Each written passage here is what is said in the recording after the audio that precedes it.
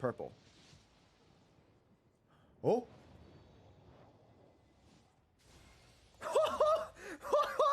Woo! Hey, yo, China, was this is that, baby? Woo!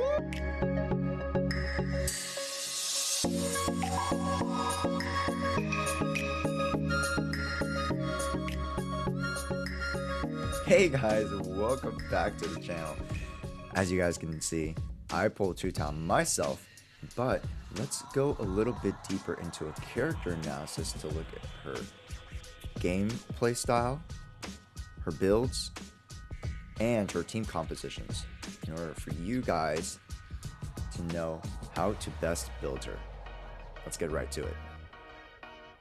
Alright guys, so we have Hu Tao right in front of us. What a freaking cutie, guys. What a freaking cutie. Huh? Oh my god.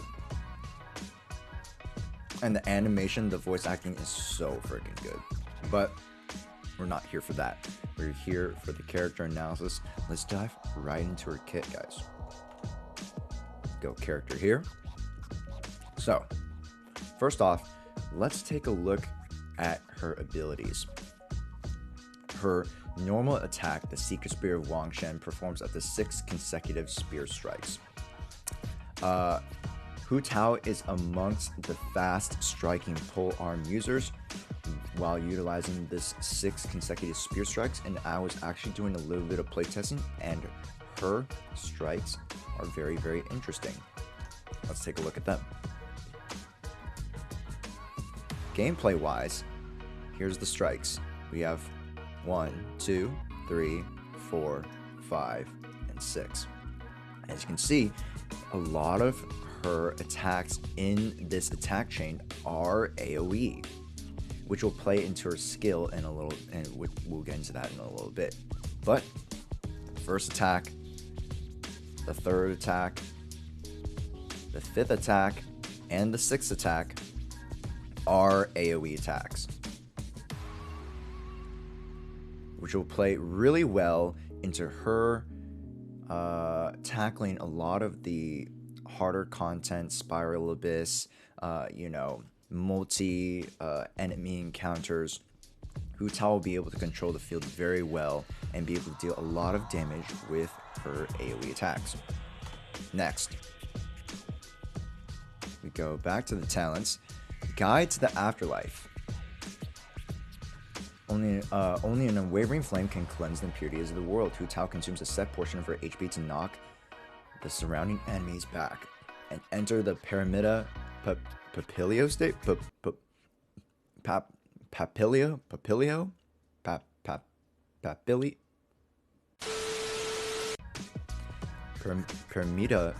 Papilio, I think. Okay, so Pyramida Papilio increases Hu Tao's attack based on her max HP at the time of entering the state. The attack bonus gained this way cannot exceed 400% of Hu Tao's base attack. Converts attack to pyro damage, and charge attacks apply Blood Blossom. Okay, so this first portion of the skill, she takes a chunk of her HP and converts that into more attack and infuses her normal attacks with pyro damage. The charge attack will inflict a Blood Blossom secondary effect. Let's actually take a look at the skill attributes. The activation cost for this at level 1 is 30% of current HP. This will be a lot better with greater talents, but as of right now, I actually don't have the diligent books in order to build this, so I'm gonna have to wait till Friday in order to build up her talent levels. But we go down here, we increase Hu Tao's attack based on her max HP at the time of entering the state, so it's important that we scale and that we build on our base max HP in order to maximize the amount of gain that we're gonna see with this skill. But also, we must balance max HP and the attack bonus because we can't exceed 400 of Hu Tao's base attack. So it's important that we also get 1. Max HP, and 2. Base attack. Then we convert damage to pyro damage. We infuse our normal attacks with pyro, which cannot be overridden by any other elemental infusion. This is actually important because some characters, mainly Chongyun, are able to support their DPS users by helping them infuse them with different elements. For Chongyun, he uses the ult and infuses his characters, or the character that's on the field, with ice. Hu Tao says no, she's actually going to override that, and whatever infusion damage she's going to be doing, it's strictly going to be pyro. I would also mention Bennett as well, as C6 Bennett, but Bennett's also fire, so in this case it doesn't really matter. Then the charge attack will apply Blood Blossom effect and increase Hu Tao's resistance to interruption. This is actually really good if you're trying to control the field and you're trying to deal as much damage as you can. Being knocked back will lower your DPS significantly, so being able to resist a lot of the interruptions, very, very good. Then the actual Blood Blossom secondary effect. Enemies affected by Blood Blossom will take pyro damage every 4 seconds. So this is a dot. So along with dealing very fast AoE pyro damage, we're dealing a dot damage with Blood Blossom. The skill damage is considered elemental skill damage. Oh, okay. Interesting.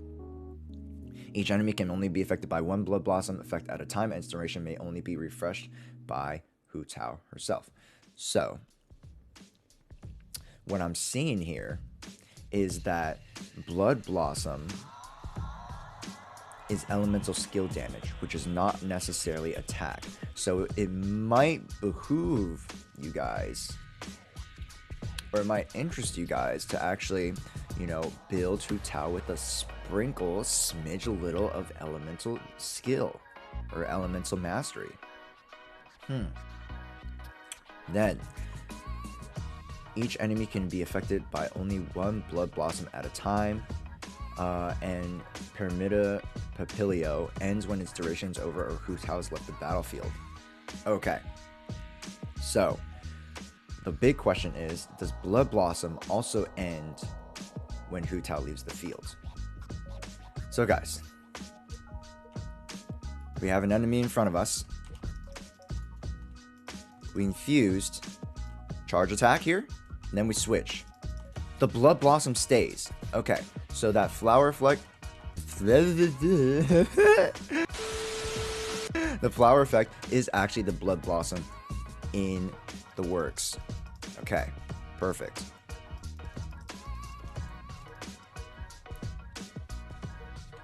Then we activate that. Charge attack. Pretty good. Then the Blood Blossom stays. Okay, perfect. Now let's just kill this guy really quick. Boom!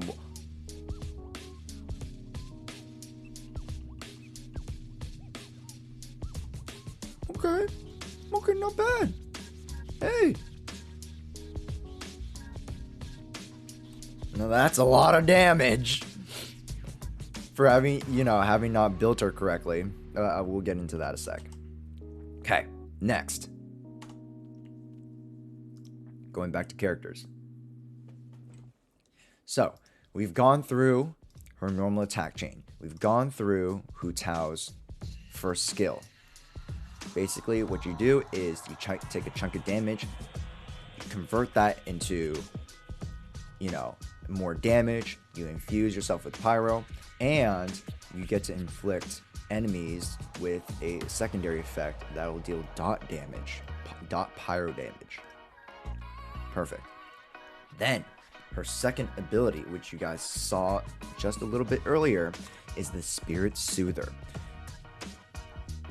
Hu Tao commands a blazing spirit to attack, dealing pyro damage in a large AoE. Upon striking the enemy, it regens a percentage of Hu Tao's max HP. This effect can be triggered up to 5 times based on the number of enemies hit.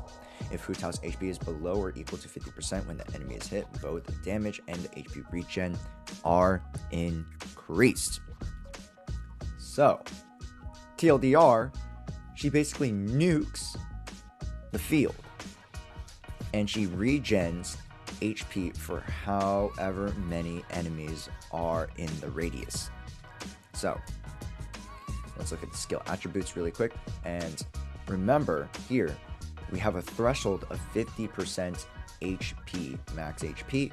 When we're at the 50 or below it, we actually get a damage and HP regen boost. So at level 1, the skill damage is 300%, pretty good, and the low HP skill damage is 379. So we got a 70% increase there.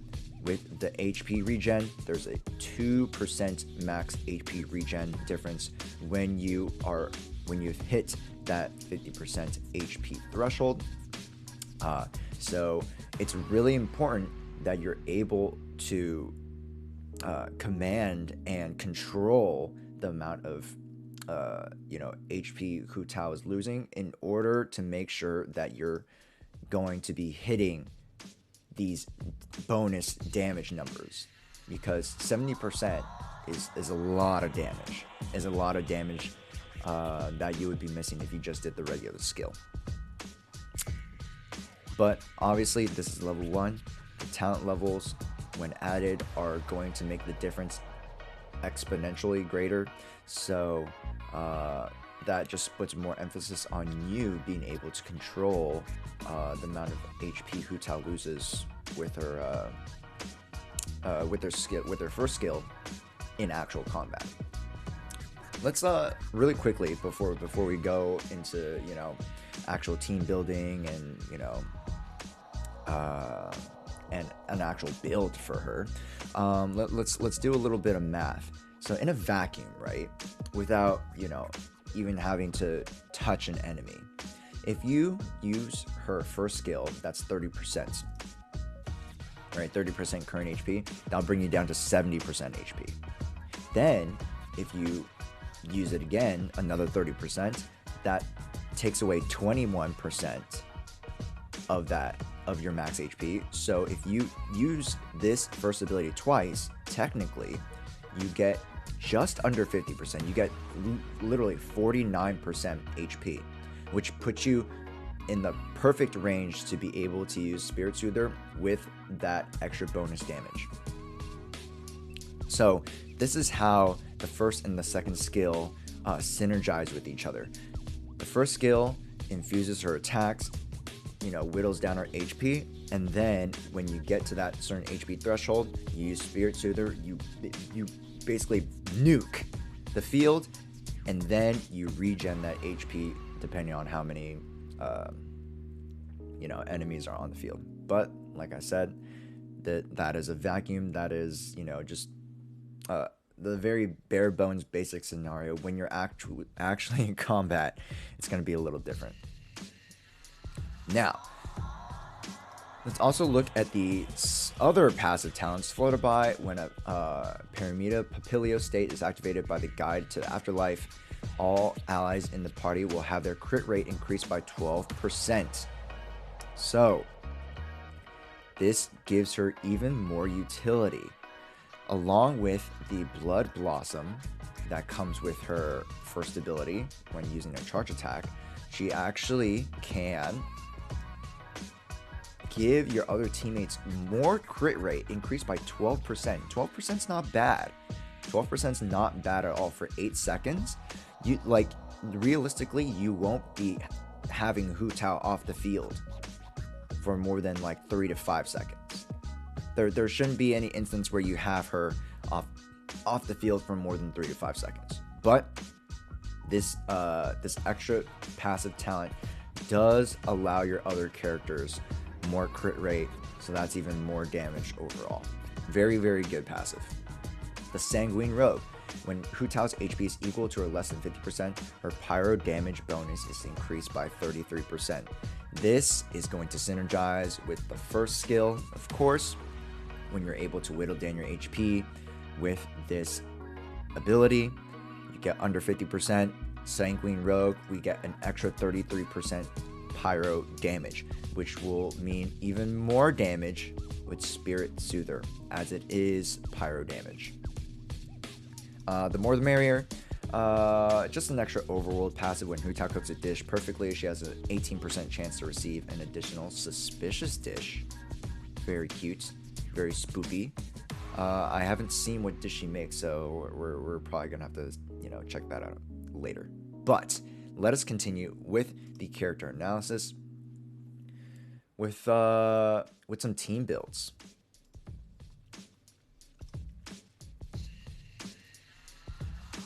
Now, there are going to be a couple ways that we can build Hu Tao.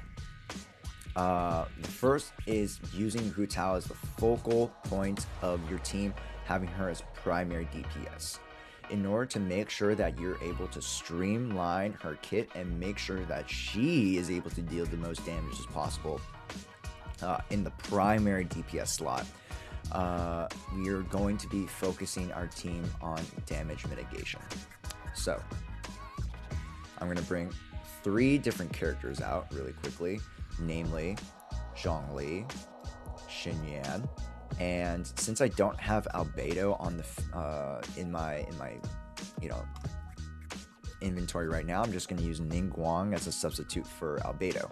Zhongli, Albedo, and Xinyan are very, very good control characters that will allow you to support Hu Tao.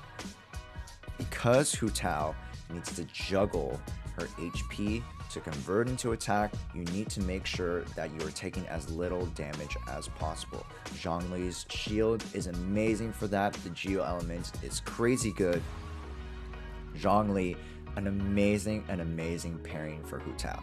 Xinyan as well, if you guys are on more of a budget and you guys did pick up Xinyan from the Lantern Rite Festival, Xinyan is a very good support unit. She has a shield, albeit a little more squishy, but the shield will help mitigate the damage, and she is also pyro, so there is elemental synergy with Hu Tao as well, giving both of them just more damage, or just the team just more damage. Then Albedo, his ultimate, crazy good. Albedo, provides a ton of utility, and he's also the Geo element, so you have that, elemental resistance, you have the elemental shred. Very, very, very, very good. Although you don't necessarily want to put all 3 of these units together, but I just wanted to highlight these 3 units as of right now. When it comes to team building, let's actually take a look at a really good semi-whale team. And I say semi-whale because it includes units Xinqiu, Zhongli, and Ganyu. Xinqiu and Hu Tao is probably going to be one of your best pairings if you're on a budget. Even if you're not on a budget and you have Xinqiu, constellations at the wazoo, even better for you. Xinqiu is going to be performing at his peak level with Hu Tao. Xinqiu and Zhongli are going to be the supports of this build. Let's slide Ganyu into that second DPS slot. Zhongli, like I said, with the shields, with the Geo element, with the elemental resistance and elemental shred. Hu Tao and Ganyu are going to literally obliterate any enemy. Literally, as of current content, I don't think there's anything that Ganyu, Hu Tao, and Zhongli could not tackle. There just isn't. These 3 are just so good. And Xinqiu as well, because of the swords, the support that is provided with his swords, it just makes this team astronomically, just blows everything out the water. Hu Tao is going to be dealing a flip ton of damage with Xinqiu's swords, with Zhongli's elemental shred, with Ganyu to incite the melt combination, and Zhongli and Xinqiu are actually great supports, not only because they provide that the extra damage for Hu Tao, but they provide a ton of control. So like I said before, when it comes to Hu Tao and juggling her HP in order to maximize her damage output, you need to be able to control how much damage she's actually taking in from enemies as well. So Zhongli, with his shield, is going to eat up a lot of damage. Xingqiu as well, with his defense up, is going to help Hu Tao mitigate a ton of damage, which will allow you to focus more on streamlining and really focusing on using her kit versus having to deal with enemy damage as well.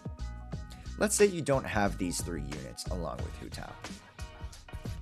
Other great units to pair with Hu Tao, if you want a secondary DPS, I'd say Beidou is a really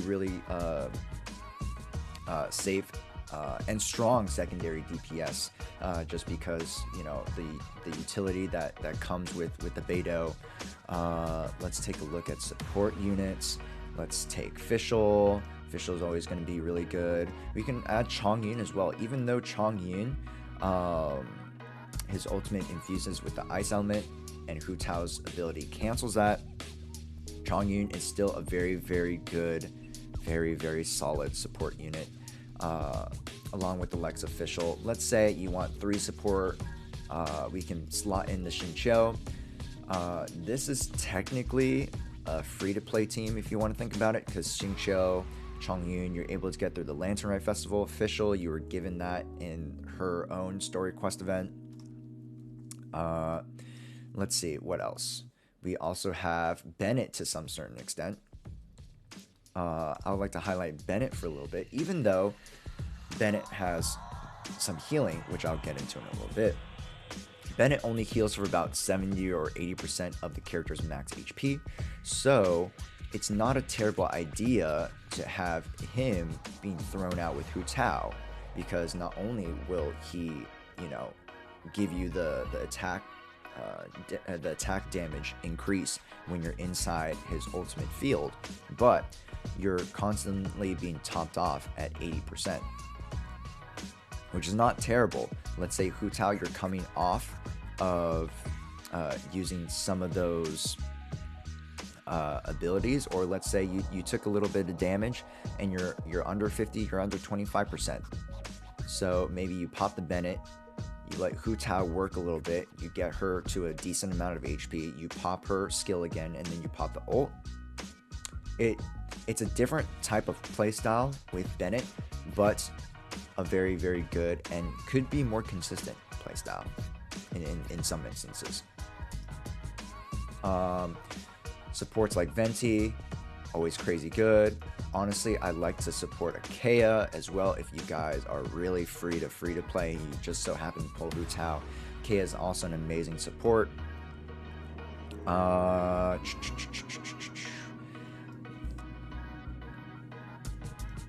Yeah. Those are the characters I'd like to highlight. Oh yeah, also Xingyan also a really good support unit. Just because a lot of her kit revolves around her being off the field. If you're going for like a 3 support, Hu Tao is going to benefit from a lot of characters like Xingyan, like Official, like Kea, who can use abilities off the field. If you guys were taking notes, you would notice that I actually left a lot of characters out of these builds, and let's actually go through them right now. The characters that I left out are going to be dedicated healers and selfish DPS.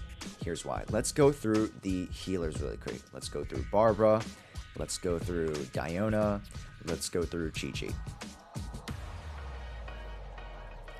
When you're looking at Hu Tao, she best performs as a primary DPS, the focal point of your team, or as a secondary DPS if you're trying to have a more balanced team.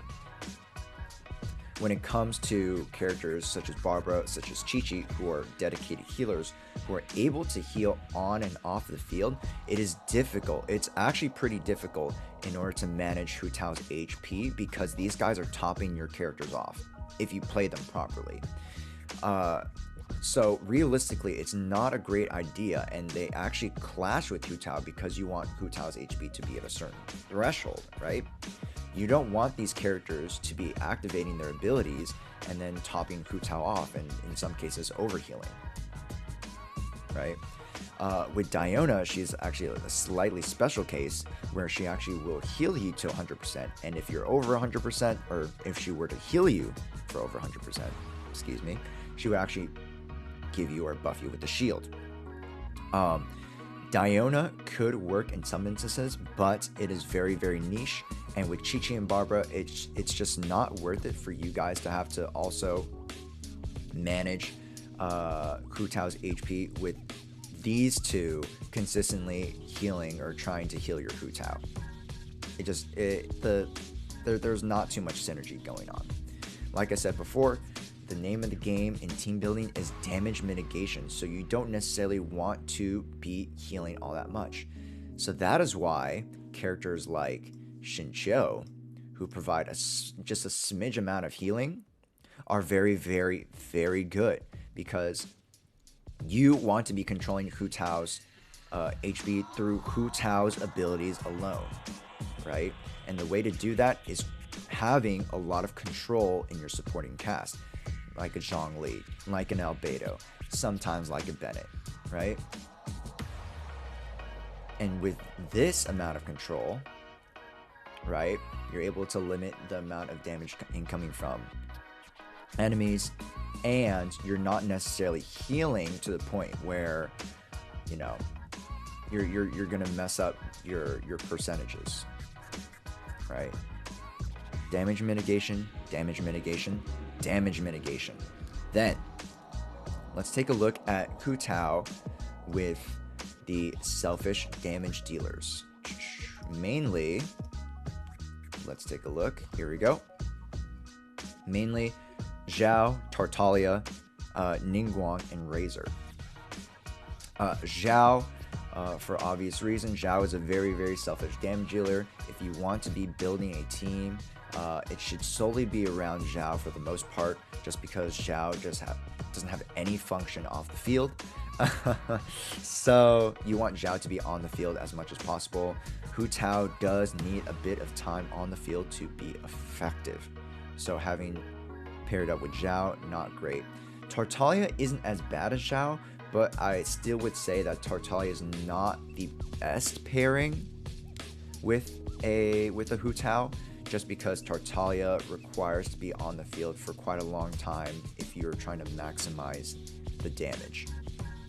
But Tartaglia is not a bad pickup, but I would tend to stay away, like I said, from the self-damage dealers. Ningguang, although she can provide shields for Hu Tao, you want Ningguang, if you're using her as DPS, to be on the field. If you're using Ningguang as a secondary or as a support in some cases, then actually it might not be a bad idea. But as Ningguang DPS, you might want to stay away. Razor, like Zhao, for obvious reasons, very, very selfish damage dealer. Hu Tao needs her time on the field in order to juggle that HP in order to get the maximal amount of damage output from her. So, in review, with Hu Tao as a primary DPS, as the focal point of your team, you want to be focusing on controlling the field and damage mitigation. When it comes to her being a secondary DPS, it is okay that she's off the field sometimes because she has the crit rate increase and she has the Blood Blossom passive, so she's dealing dot damage. But as well, if I were to switch Gan Yu into the primary support, honestly, you could say that the Xingqiu and Zhongli supporting cast wouldn't be bad either. Wouldn't be bad at all. Let's say you have Beidou in the first slot. Also a really, really good team. Right? Even though, you know, Hu Tao is taking that backseat to that primary DPS, Hu Tao can still function pretty well, and she'll be able to do quite a bit of damage. but Hu Tao mainly functions to be a primary DPS or a secondary DPS. Her support capabilities are very, very minimal. She doesn't have too much util aside from those two passive abilities. You want to keep her away from dedicated healers who can heal both on and off the field, and you want to keep her away from really selfish damage dealers like a Zhao, like a Razor. Now, let's take a look at builds. Builds. Oops, not there. Go back to character.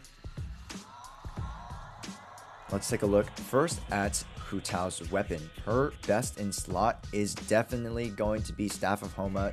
No questions asked. This weapon is made for her. We have the HP increase by 20%, an additional attack bonus of 0.8% of the wielder's max HP.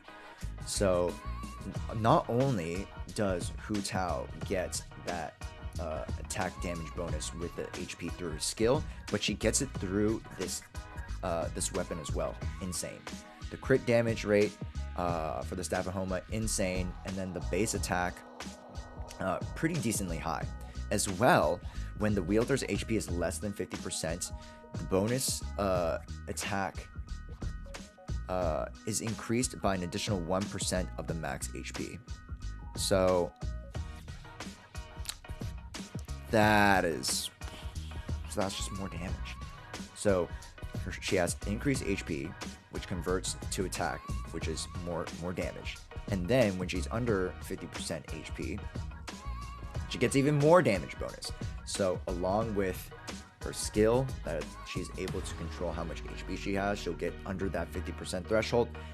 Then she uses that ability. That is why she hits like a truck. She hits very, very, very, very hard. Now, let's actually take a look at some of the other options that she has. Currently, I do have the Skyward Spine, and if you guys have the Skyward Spine and not the Spirit Homa, you can't necessarily go wrong with the Skyward Spine. It's a different type of play style that you're going to be having with the Staff of Homa. Definitely less DPS, but still a very good weapon. You get the crit rate increase, you get the attack speed increase, you get the charge attack, inciting the vacuum blade passive attack thing. Still a very good weapon. Then Death March. Low key, I would take Death March over the Skyward Spine just because of the crit rate. If you are on a budget and you don't have a C6 Hu Tao, you don't have the confirmed 100% crit rate. I'll talk about that in a little bit when it gets to constellations. But the crit rate here, pretty decent. Obviously, I only have it at 80. If I had 90, the base attack would be slightly higher. But with the Gladiator effect here, giving you attack and defense with multiple enemies and giving greater attack for single enemies, it just gives you more options for different types of play styles with the Death March. Pretty good. Then if you guys had pulled for the Staff of Homeless but did not actually get the 5-star weapon, and you got a couple copies of the Lithic Spear, honestly, I would use the Lithic Spear on Hu Tao. Here we go. Base attack and attack for the stat and substat. Very, very good. For every character in the party who hails from Liyue, that includes Hu Tao, you get a gain. Well, granted, guys, this is the Refinement 5. You get 11% attack increase and 7% crit rate increase up to 4 times. So if you have 4 Liyue characters, which is not hard to do at all, you can get 44% attack increase and 7% crit rate increase. Insane. 44 attack, 28 crit rate. That's a lot of numbers. A lot of numbers. Then, actually, before we do that, let's look at the Refinement 1 Lithic Spear. I would say I would advise against using a Refinement 1 Lithic Spear over some of the other weapons. Just the passive scaling with this effect isn't going to be that great. Crescent Pike, as a free-to-play weapon, I would try to actually stay away from the Crescent Pike, just because you do not necessarily want to be building physical damage. You don't want to be building a physical damage Hu Tao. A lot of her kit revolves around her infusing herself with pyro damage and her abilities scaling with pyro damage, so you want to be building her with the pyro damage bonus, not necessarily physical damage bonus. So staying away from physical damage cups, staying away from weapons like the Crescent Pike, who give the secondary substat of physical damage. You want to be staying away from these. They're not great. Dragon's Bane, if you guys picked up the Dragon's Bane along with the Lithic Spear in the Staff of Homeless weapons banner, not the worst pickup. Remember, she has a use for Elemental Mastery with her Blood Blossom secondary effect on that first skill. So the dot damage she'll be dealing more with more Elemental Mastery you have. So it wouldn't be the worst idea to use the Dragon's Bane, but not great. And if you really don't have any spears, I would suggest most likely, where is it? The White Tassel. The White Tassel, you get the crit rate increase and the increase in normal attack damage by 36%. Remember, Hu Tao is going to be infusing her attacks. That doesn't mean her normal attacks are any different. So you get the 36% damage increase with this, and crit rate as a substat is actually very, very good for a budget Hu Tao build. Past weapons, we go artifacts. The best combination of artifacts, by far none, is going to be 4-set Crimson Witch of Flames. I highly suggest that you look into building the 4-set, even though you have to, budget out some things. As you guys can see, I have 2 purple pieces, which is not ideal, and I need to be farming a little bit more. So, but the 4-set is going to be ideal when it comes to actual stats. The flower is always going to be HP. The feather is always going to be attack.